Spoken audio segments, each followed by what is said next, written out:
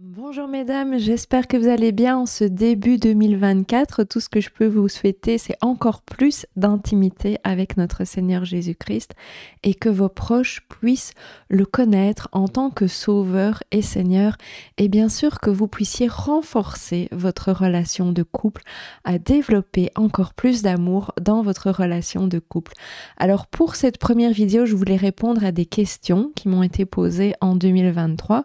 Vous le voyez, c'est des questions qui concernent le chapitre 1 Corinthiens 11 où on a parlé du voile et on a aussi parlé de l'autorité et des différents rôles entre l'homme et la femme. Donc avant de répondre à vos questions, on va commencer par voir ce qui est vraiment important parce que pour moi, le voile, c'est un sujet secondaire.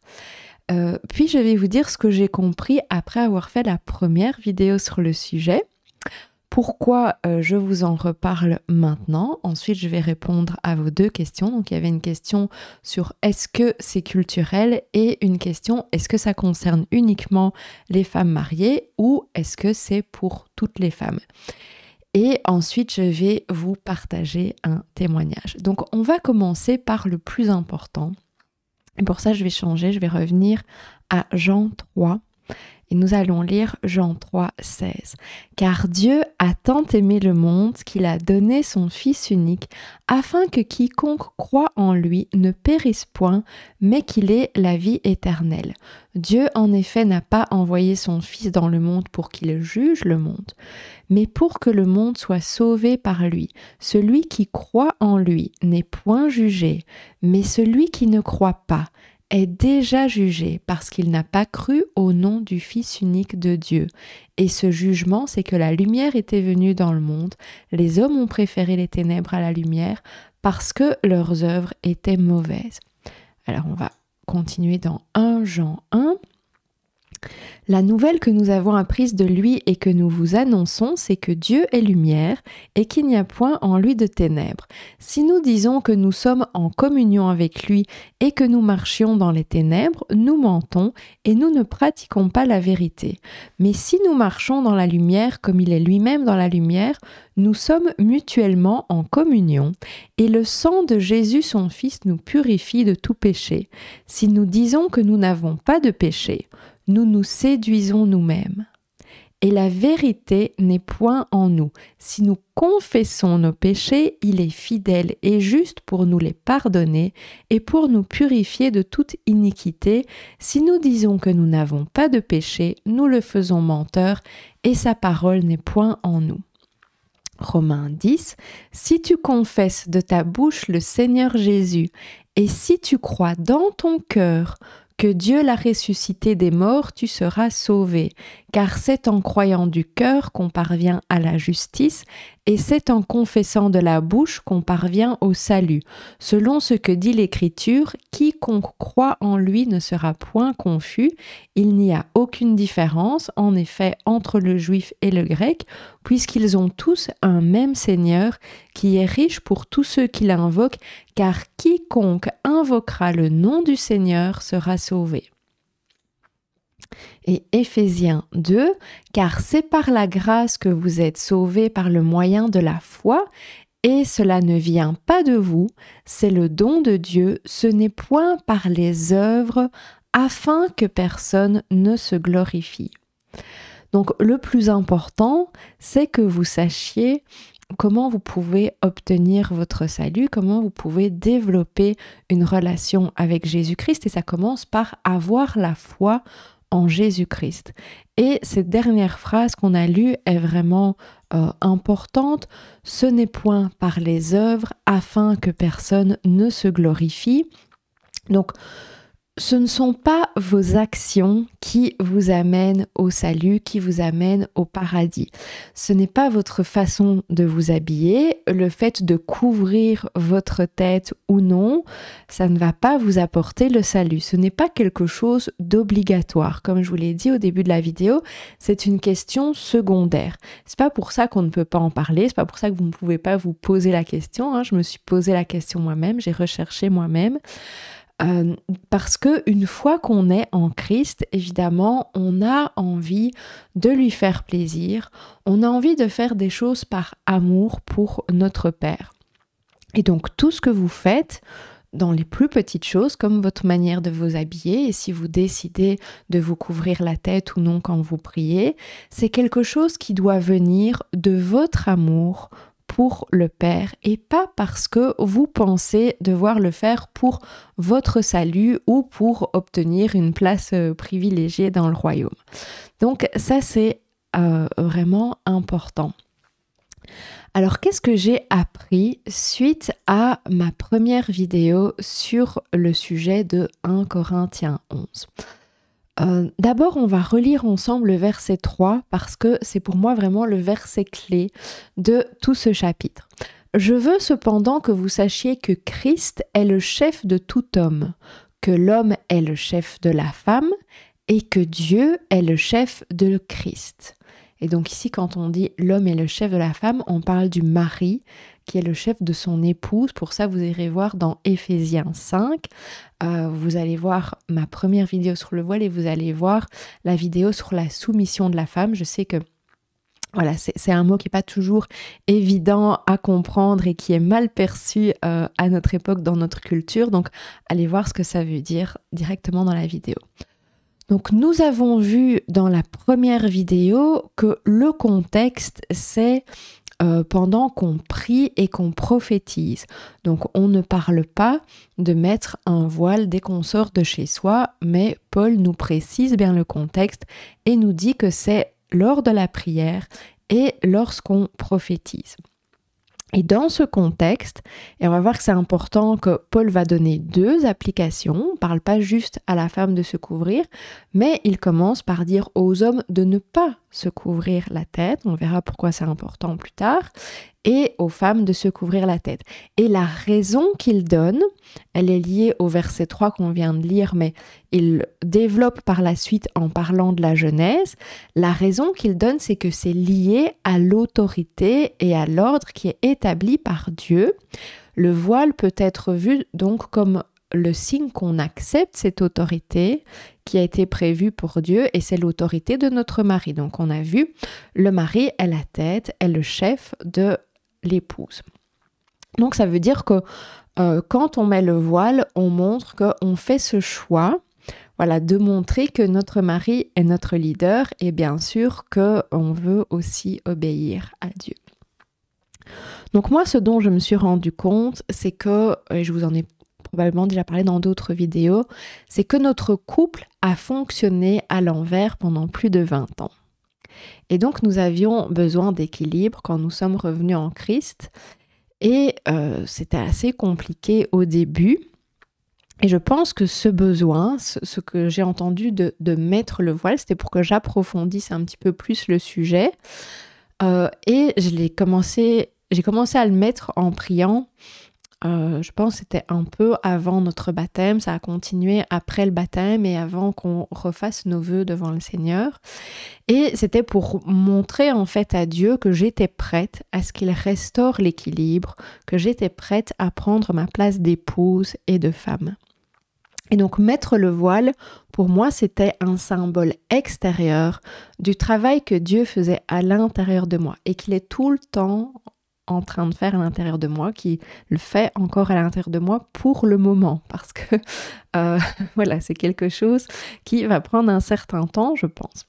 Mais après avoir conscientisé ça et avoir déjà ressenti, avoir vu qu'il y avait déjà un travail qui avait commencé, qui avait déjà été fait, je l'ai porté moins souvent. Je l'ai porté beaucoup moins en été.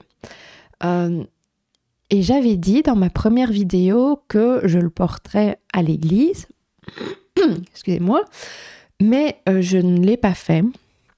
Voilà, j'ai pas ressenti en fait le besoin de le mettre quand j'étais à l'église. Par contre, je l'ai mis, par exemple, on a baptisé une sœur et là, j'ai senti voilà, que c'était juste de le laisser. À certains moments de prière, notamment quand j'ai fait des prières de délivrance aussi, j'ai senti que je devais le mettre. Donc, je le mets dans certains moments de prière, mais voilà, je n'ai pas forcément ressenti que je devais le mettre à l'église, donc je ne l'ai jamais fait à l'église. Ça confirme un petit peu ce que je vous disais dans ma première vidéo, que le plus important, c'est l'attitude intérieure. Parce que, évidemment, je peux porter le voile à chaque fois que je prie, je peux porter le voile à l'église, mais être rebelle, être autoritaire avec mon mari, ne le laisser prendre aucune décision, à ce moment-là, ça sert à rien de mettre le voile. Ça, c'est juste un signe extérieur, c'est très pharisien, hein, c'est ce dont Jésus nous met en garde. Et je peux aussi très bien aller à l'église sans mettre le voile et avoir une attitude douce à l'intérieur et reconnaître que mon mari est mon leader. Donc le plus important, c'est de respecter l'enseignement que nous donne le Saint-Esprit à travers Paul par rapport à l'autorité et par rapport au rôle homme-femme. Et le voile, on va le voir, c'est une application pratique, c'est un symbole extérieur. Pourquoi je vous parle de ça maintenant ? J'ai fait un rêve le 4 décembre 2023, donc il y a déjà un peu plus d'un mois, mais c'est ce qui m'a redonné l'envie en fait de répondre aux questions, de faire un petit peu des recherches par rapport aux questions qui m'ont été données. Donc dans ce rêve, je suis avec 2 autres femmes et nous marchons à la recherche de quelque chose, je ne me rappelle plus trop quoi. Nous arrivons dans une pièce et nous nous asseyons par terre et là je prends ma Bible sur mes genoux et je mets un foulard sur ma tête avant de commencer ma lecture. Et la femme qui est assise à ma gauche commence à se moquer de moi. Et j'imagine qu'elle se moque de mon foulard et donc je réajuste mon foulard. Mais en fait, elle continue à se moquer et je comprends en fait que c'est pas de mon style qu'elle se moque, mais du fait que je me mets à lire la Bible et que je suis dans une attitude de soumission par rapport à notre Seigneur et que je mets un foulard pour montrer cette soumission. Et je continue ma lecture, je garde mon foulard malgré la moquerie. Et ça m'a ramené à un verset, je vais vous le prendre ici, qui est dans 2 Pierre. Où est-ce que je suis ? Voilà. 2 Pierre, et je pense que c'est le 3.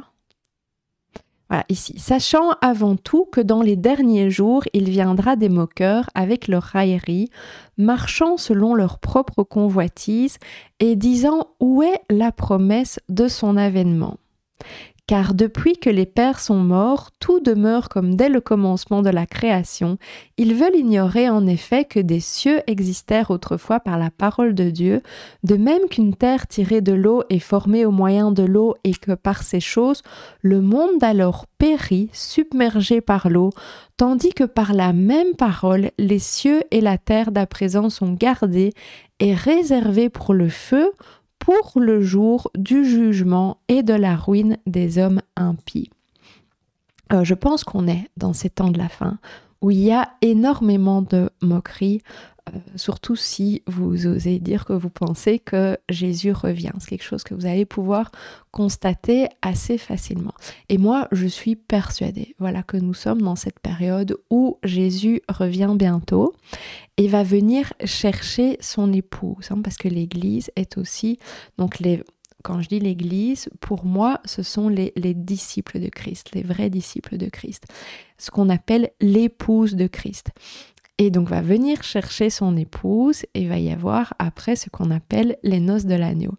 Et donc je pense que il y avait pour moi ce besoin de mettre le voile d'abord pour restaurer les choses dans mon couple et ensuite parce que ce voile, ça fait un peu pour moi comme un voile de mariée et ça me met aussi dans ce rôle d'épouse de Christ également. Et vous allez voir qu'il y a un lien avec le témoignage que je vais vous partager qui vient d'une personne qui a commenté en dessous de la première vidéo à la fin de cette vidéo. Donc, je vais répondre maintenant à vos questions. On va revenir sur 1 Corinthiens 11, voilà. Donc, est-ce que c'est culturel ? Est-ce que c'est quelque chose qui est dû à l'époque ? Alors, si on parle de la pratique de mettre quelque chose ou non sur sa tête, on va voir que c'est culturel.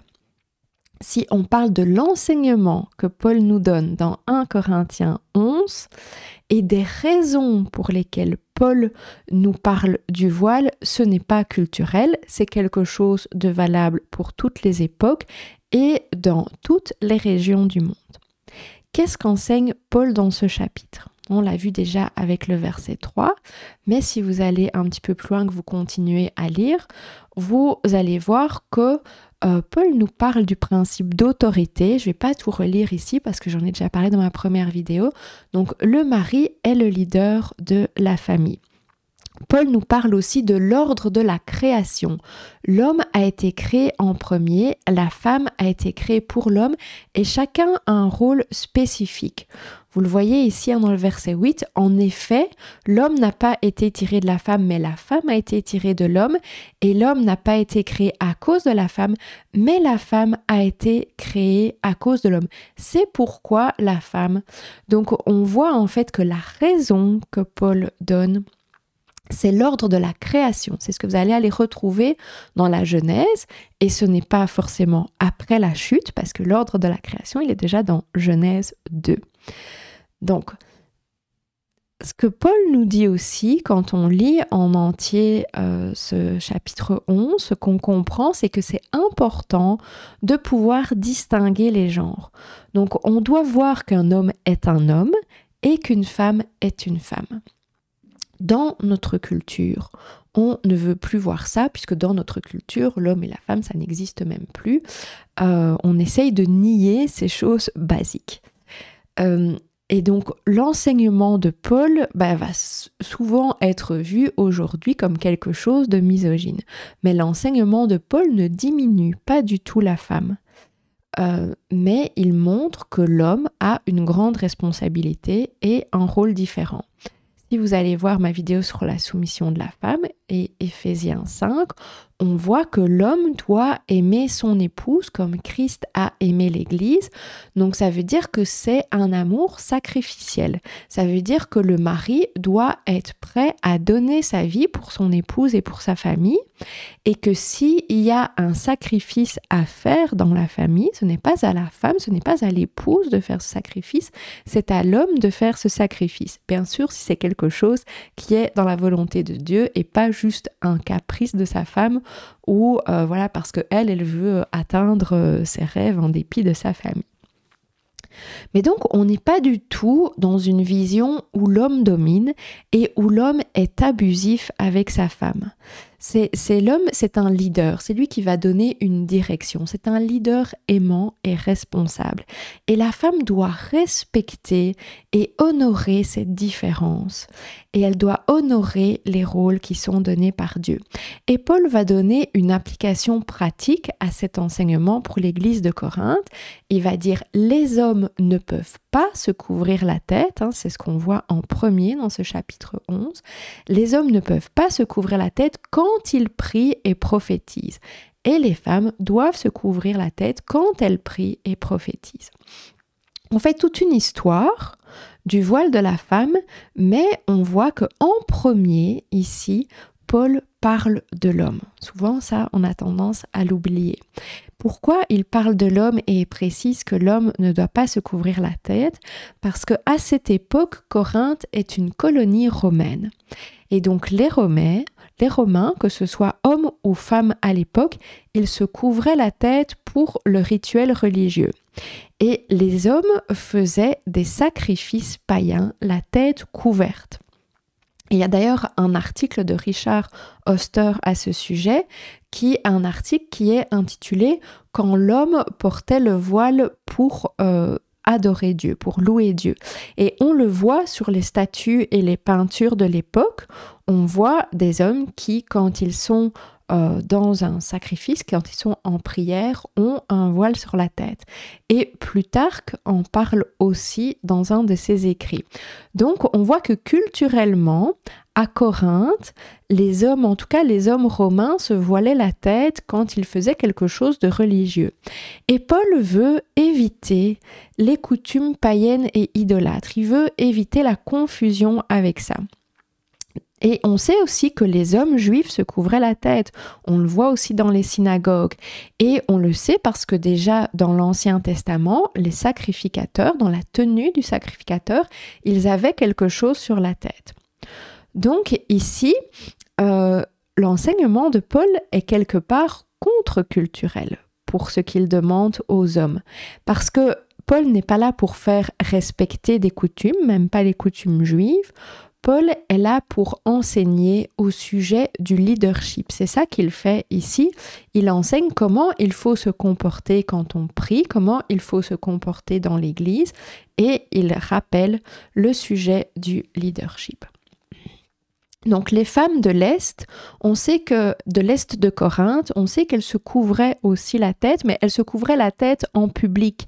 Donc pas seulement pour prier, donc la coutume c'était pas de se couvrir la tête pour prier, mais c'était de se couvrir la tête dès qu'elles sortaient de chez elles. Pour les femmes romaines, c'est moins clair parce que dans l'art, on voit les deux par exemple.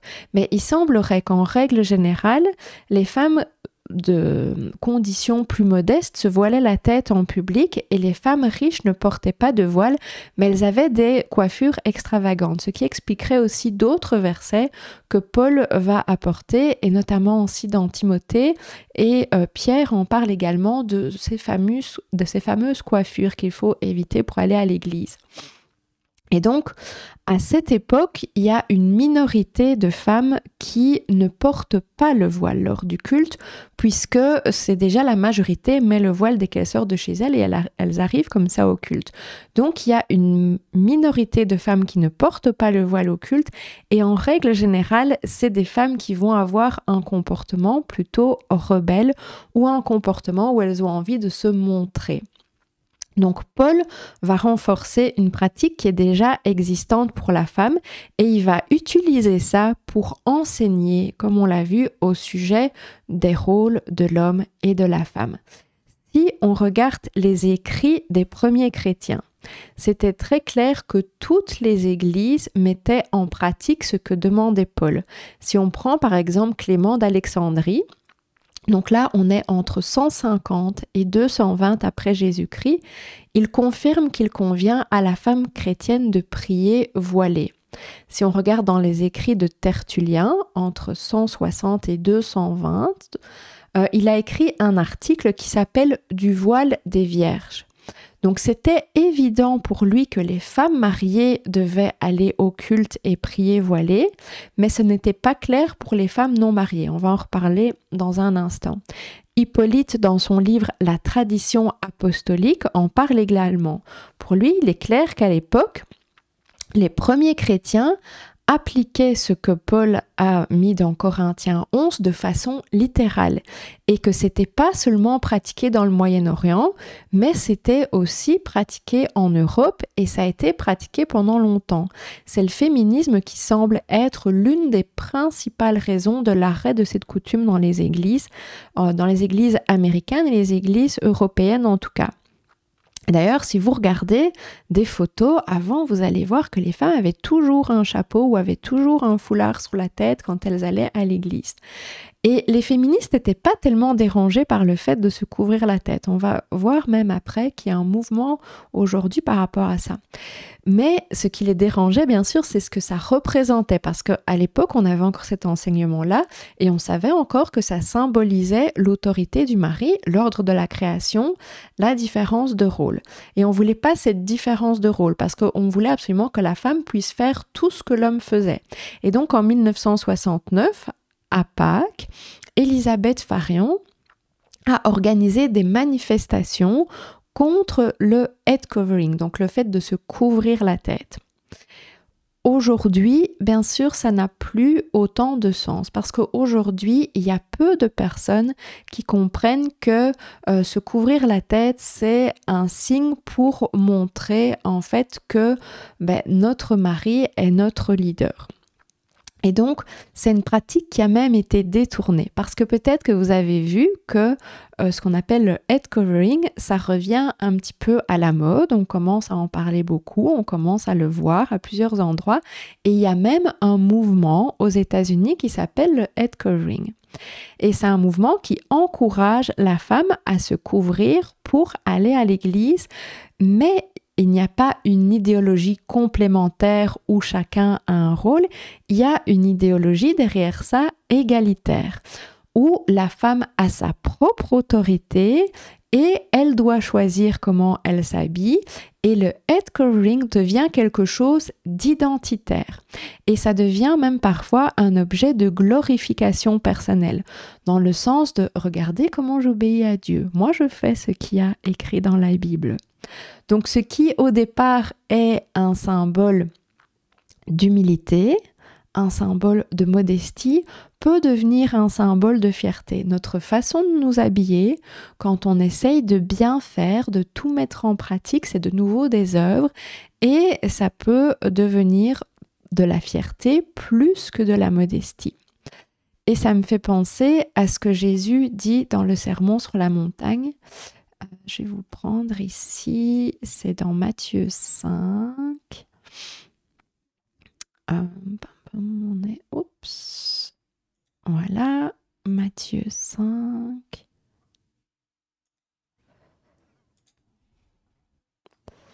Alors, vous avez entendu, hein, oui, ici par exemple, mais il va leur dire à plusieurs endroits où il va dire « vous avez entendu que ». Mais moi, je vous dis, parce qu'en fait, Jésus corrige l'interprétation de la loi. Quand on dit la loi, c'est pas juste la loi de Moïse. Souvent, quand on dit la loi, ici, ce sont les écritures de l'Ancien Testament en entier. Donc ici, Jésus vient corriger ce que les pharisiens comprenaient de l'Ancien Testament. Parce que les religieux mettaient l'accent sur ce qui était visible, sur l'extérieur. Donc par exemple ici, ça pourrait être le fait de mettre le voile, c'est ce qui est visible à l'extérieur. Donc au lieu de comprendre l'intention de la loi, et donc c'est pareil avec le voile.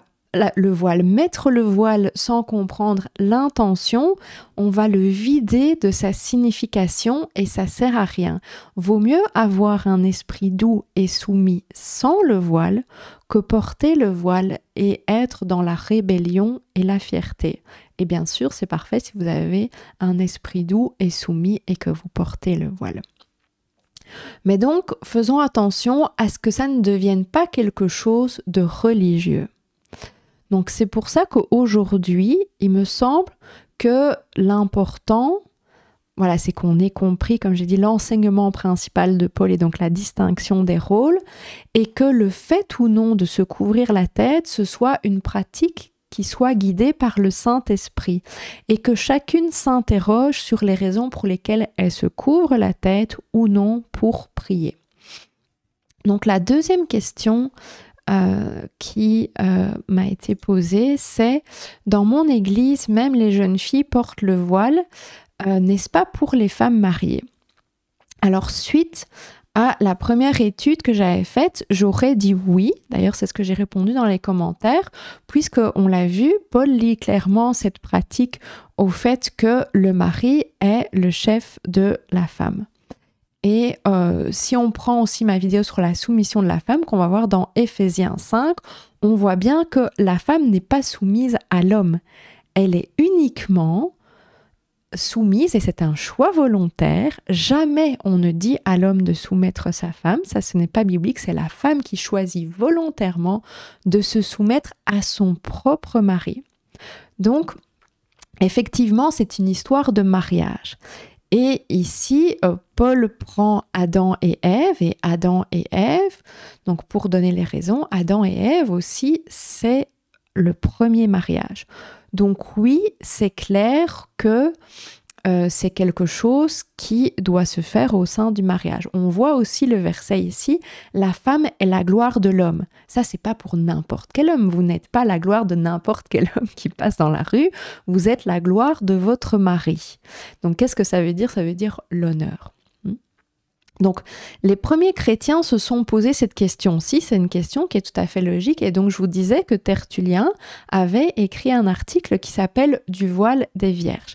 Et en fait, Tertullien a regardé ce qui se faisait dans les églises fondées par les apôtres. Et sa conclusion est que toutes les femmes, mais y compris les jeunes filles à partir de 12 ans, portaient le voile à l'époque. Et à Corinthe, après les enseignements de Paul, les écrits rapportent que toutes les femmes, qu'elles étaient mariées ou non, portaient le voile à l'église. Donc ça, c'est juste un avis des premiers chrétiens, hein, c'est pas parole d'évangile. Mais en fait, de savoir ça, ça nous permet de savoir comment c'était interprété à l'époque, et donc ça nous permet de réfléchir à notre propre interprétation. Donc, un des buts de Paul, c'était la distinction homme-femme. Mais l'application peut être plus large que le mariage. Parce que j'ai déjà entendu des personnes qui font des témoignages et qui disent qu'elles mettent le voile par modestie. On en a parlé dans la vidéo sur la modestie au niveau vestimentaire dans 1 Timothée 2. Et dans ce cas-là, mais c'est pas l'application qui est ici proposée par Paul, mais c'est quelque chose que je trouve très valable, si c'est guidé par l'esprit, c'est le faire par amour pour Dieu et le faire parce qu'on veut mettre en pratique la modestie vestimentaire. Mais à ce moment-là, peut-être que vous n'allez pas le mettre juste pour prier ou juste pour aller à l'église, peut-être que vous allez le mettre aussi à l'extérieur.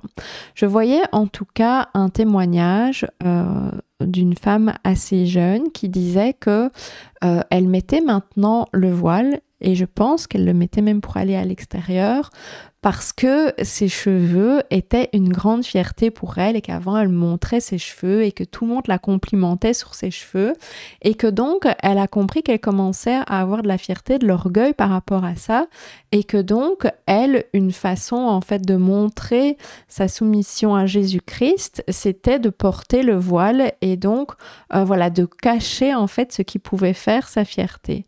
Et donc là, je trouve que ça peut être aussi une application et donc à ce moment-là, ce n'est plus seulement pour la femme qui est mariée, mais tout le monde peut choisir de faire ça. Donc, si le pasteur enseigne à ce sujet et que pour lui, c'est une obligation dans votre église que toutes les femmes se voilent. Je pense qu'il faut réfléchir. Est-ce qu'il n'y a pas quelque chose de religieux derrière? Maintenant, s'il vous demande de le mettre quand vous venez prophétiser, peut-être que c'est quand même quelque chose de juste. Même si ça ne se fait pas forcément dans toutes les églises. J'ai vu des églises où ça se fait. Excusez-moi. Et je regardais justement une vidéo il n'y a pas longtemps qui parlait que nous sommes dans les temps de la fin, que le retour de Jésus est proche. Et c'était un prêche qui était fait dans l'église Porte Ouverte en France. Et j'ai remarqué que quand il y a des femmes qui venaient à l'avant pour venir prophétiser, elles se voilaient la tête, mais elles n'étaient pas assises voilées dans l'église. Donc elles étaient sans voile dans l'église, mais quand elles venaient devant et qu'elles prophétisaient, elles mettaient un voile sur la tête. Je trouvais ça très beau, je trouvais ça très juste. Donc je pense que chacun doit réfléchir, mais en tout cas, on ne doit pas écarter le fait de le mettre parce que c'était soi-disant une vieille coutume. Comme on le voit, c'est quelque chose qui a été pratiqué très longtemps. Mais comme je le dis, pour moi, le plus important, c'est l'enseignement qu'il y a derrière. Donc, en conclusion, c'est un sujet secondaire. Comme je vous l'ai dit au début, ça n'influence pas votre salut. L'enseignement de Paul porte sur le principe d'autorité et la différence homme-femme et non sur des coutumes. Et même ça n'influence pas votre salut. Donc ce principe d'autorité, on l'a vu, le verset 3, c'est le verset le plus important. Christ est le chef de tout homme, l'homme est le chef de la femme et Dieu est le chef de Christ. Il doit être respecté pendant la prière, mais bien sûr il doit être respecté en tout temps, il doit être respecté pendant le culte en communauté et dans votre ministère si vous avez un ministère. Donc ici, c'est pas le but de vous limiter, c'est plutôt une invitation à être active dans le ministère, mais c'est une invitation à être active dans le ministère en respectant l'ordre de Dieu. Et la soumission au mari est à Christ, comme je l'ai dit à plusieurs reprises, mais je vais le répéter encore, c'est avant tout dans votre attitude et non dans un symbole extérieur. Mais si le Saint-Esprit vous guide à porter le voile et que vous voulez le faire pour honorer votre mari, moi je vous encourage vraiment à le faire. Alors pour terminer, moi je vais vous lire un témoignage qui se trouve en dessous de la vidéo précédente que j'ai faite. Et c'est un témoignage qui est arrivé aussi un peu après le rêve et donc le fait que j'ai commencé à faire des recherches sur est-ce que c'est culturel ou non. Donc pour moi, ça venait encore renforcer le fait que le Seigneur voulait que je réponde aux questions et que je fasse une suite sur cette vidéo. Donc la personne nous dit « Dans mon cas, c'était lors d'un moment de méditation et prière que j'ai entendu cette recommandation du fond de mon cœur de me lever et d'aller me couvrir la tête. Et ce qui a suivi était merveilleux. Dieu me parla, il m'a guidé en ce moment par sa parole et me l'a expliqué. » Je vais boire parce que je perds ma voix.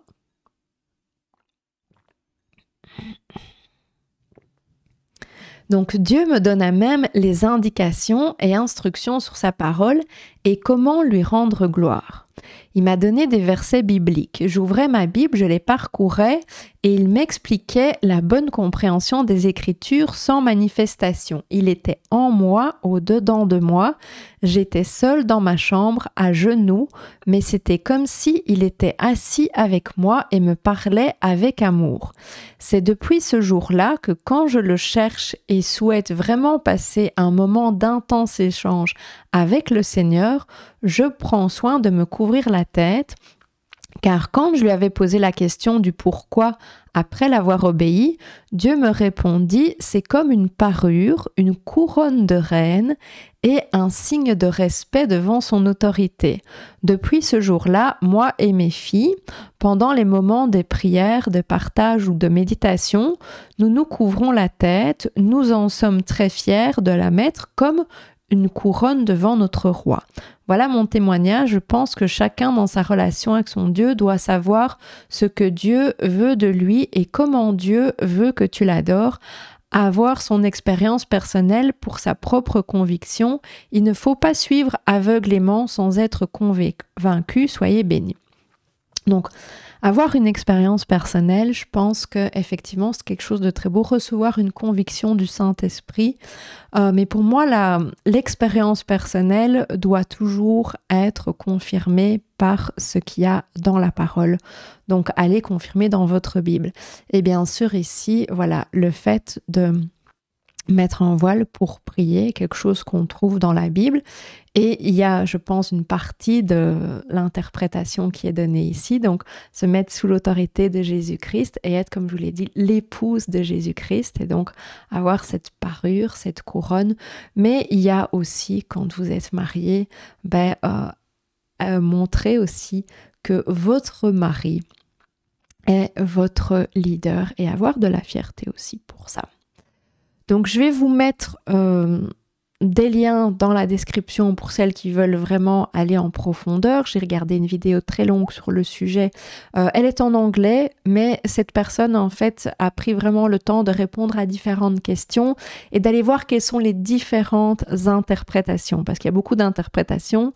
Et j'étais vraiment étonnée, abasourdie de voir certaines interprétations. Mais voilà, c'est intéressant, mais je pense que c'est pas pour tout le monde. C'est vraiment pour les personnes qui ont envie de rechercher, qui ont besoin d'avoir des confirmations à ce sujet. Mais je pense que sinon, avec ce que je vous ai donné ici dans cette vidéo, vous avez compris le principal. Et si vous relisez bien calmement 1 Corinthiens 11, vous allez voir que souvent, il faut pas chercher trop loin. La plupart des choses, on peut les prendre de façon assez littérale et l'Esprit va vous guider pour les comprendre. Je vous souhaite une très belle journée, que le Seigneur vous bénisse abondamment. À très bientôt.